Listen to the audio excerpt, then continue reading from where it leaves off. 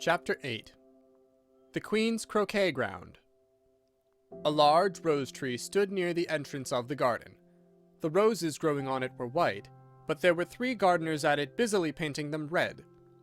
Alice thought this a very curious thing, and she went nearer to watch them. And just as she came up to them, she heard one of them say, "Look out now, 5, don't go splashing paint over me like that." "I couldn't help it," said 5 in a sulky tone. 7 jogged my elbow." On which 7 looked up and said, "That's right, 5, always lay the blame on others." "You'd better not talk," said 5. "I heard the Queen say only yesterday you deserve to be beheaded." "What for?" said the one who had first spoken.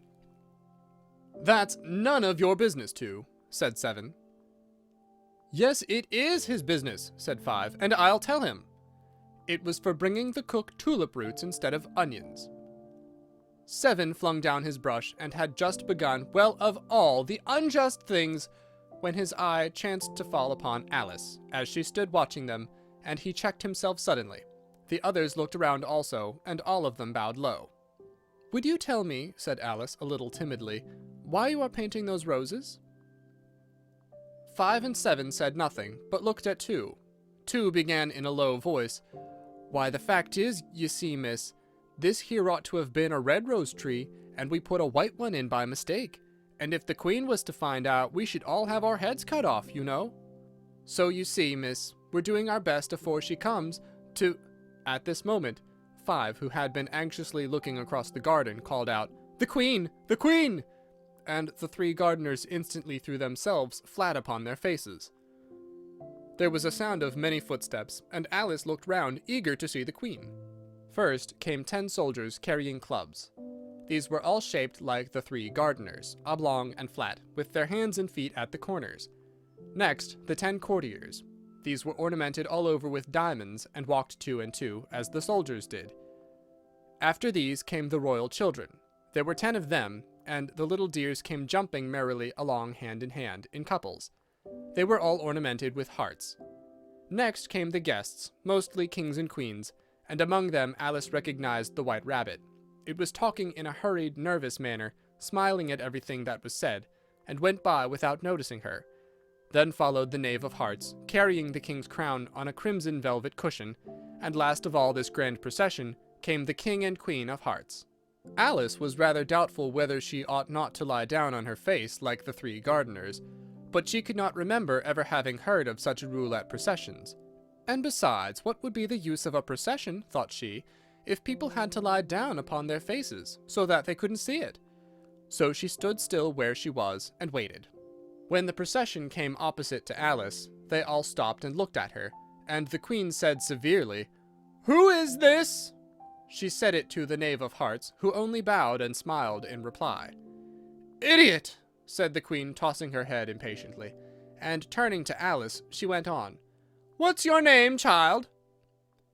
"My name is Alice, so please your majesty," said Alice very politely, but she added to herself, "Why, they're only a pack of cards, after all.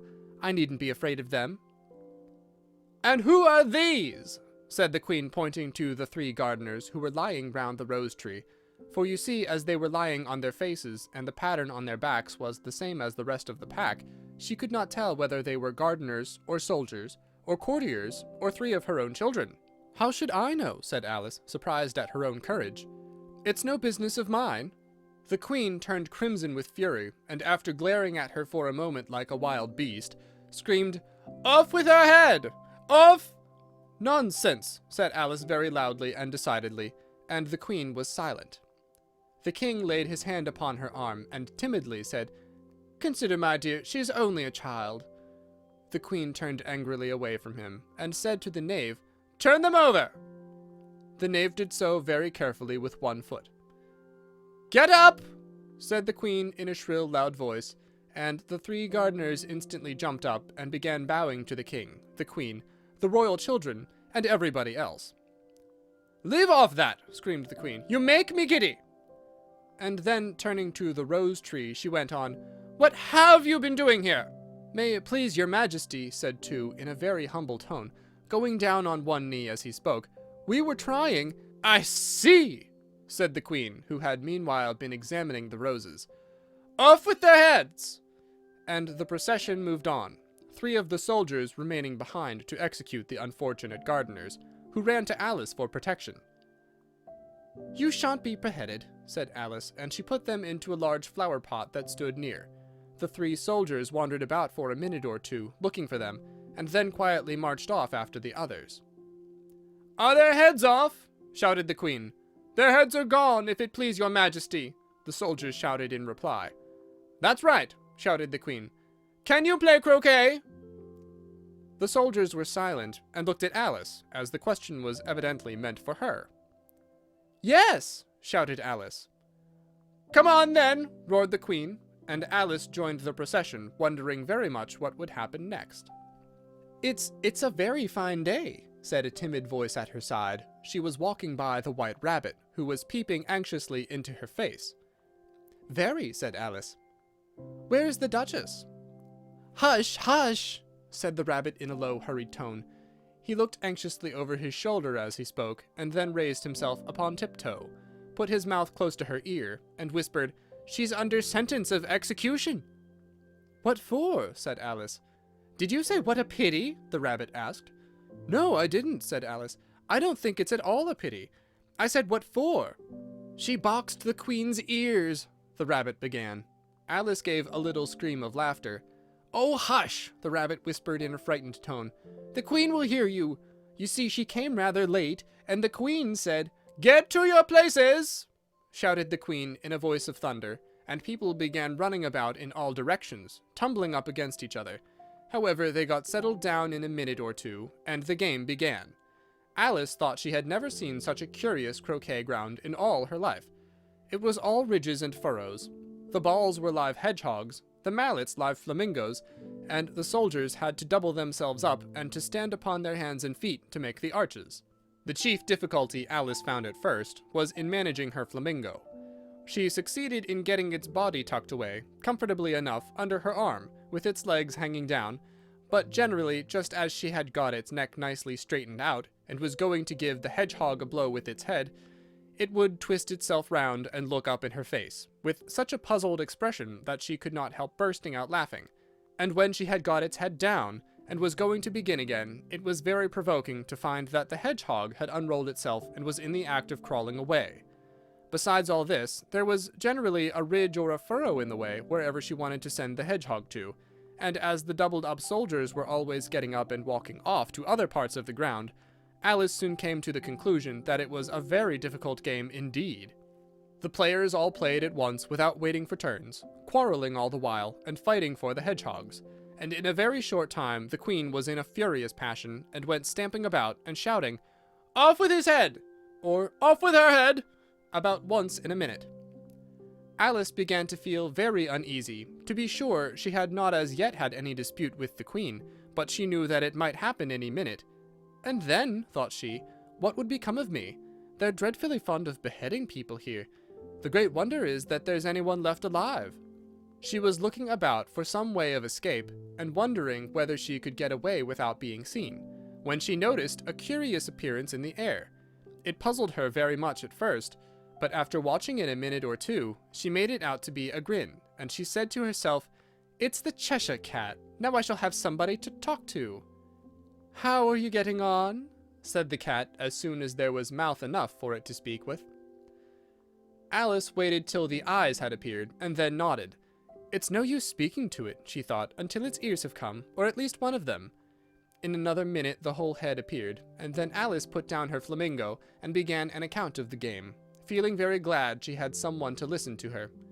The cat seemed to think that there was enough of it now in sight, and no more of it appeared. "I don't think they play at all fairly," Alice began in a rather complaining tone. "And they all quarrel so dreadfully one can't hear oneself speak, and they don't seem to have any rules in particular. At least, if there are, nobody attends to them. And you've no idea how confusing it is, all the things being alive. For instance, there's the arch I've got to go through next, walking about at the other end of the ground. And I should have croqueted the queen's hedgehog just now, only it ran away when it saw mine coming." "How do you like the queen?" said the cat in a low voice. "Not at all," said Alice. "She's so extremely—" Just then she noticed that the queen was close behind her listening, so she went on, "Likely to win, that it's hardly worthwhile finishing the game." The queen smiled and passed on. "Who are you talking to?" said the king, coming up to Alice, and looking at the cat's head with great curiosity. "It's a friend of mine, a Cheshire cat," said Alice. "Allow me to introduce it." "I don't like the look of it at all," said the king. "However, it may kiss my hand if it likes." "I'd rather not," the cat remarked. "Don't be impertinent," said the king, "and don't look at me like that." He got behind Alice as he spoke. "A cat may look at a king," said Alice. "I've read that in some book, but I don't remember where." "Well, it must be removed," said the king very decidedly, and he called to the queen, who was passing at the moment. "My dear, I wish you would have this cat removed." The queen had only one way of settling all difficulties, great or small. "Off with his head," she said, without even looking round. "I'll fetch the executioner myself," said the king eagerly, and he hurried off. Alice thought she might as well go back and see how the game was going on, as she heard the queen's voice in the distance, screaming with passion. She had already heard her sentence 3 of the players to be executed for having missed their turns, and she did not like the look of things at all, as the game was in such confusion that she never knew whether it was her turn or not. So she went in search of her hedgehog. The hedgehog was engaged in a fight with another hedgehog, which seemed to Alice an excellent opportunity for croqueting one of them with the other. The only difficulty was that her flamingo was gone across to the other side of the garden, where Alice could see it trying, in a helpless sort of way, to fly up into one of the trees. By the time she had caught the flamingo and brought it back, the fight was over, and both the hedgehogs were out of sight. "But it doesn't matter much," thought Alice, "as all the arches are gone from this side of the ground." So she tucked it under her arm, that it might not escape again, and went back for a little more conversation with her friend. When she got back to the Cheshire Cat, she was surprised to find quite a large crowd collected round it. There was a dispute going on between the executioner, the king, and the queen, who were all talking at once, while all the rest were quite silent, and looked very uncomfortable. The moment Alice appeared, she was appealed to by all 3 to settle the question, and they repeated their arguments to her, though, as they all spoke at once, she found it very hard indeed to make out exactly what they said. The executioner's argument was that you couldn't cut off a head unless there was a body to cut it off from, that he had never had to do such a thing before, and he wasn't going to begin at his time of life. The king's argument was that anything that had a head could be beheaded, and that you weren't to talk nonsense. The queen's argument was that if something wasn't done about it in less than no time, she'd have everybody executed all round. It was this last remark that had made the whole party look so grave and anxious. Alice could think of nothing else to say but, "It belongs to the Duchess. You'd better ask her about it." "She's in prison," the queen said to the executioner. "Fetch her here." And the executioner went off like an arrow.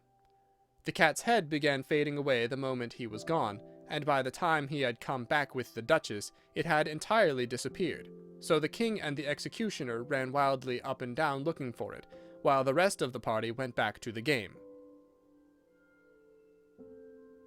End of chapter 8.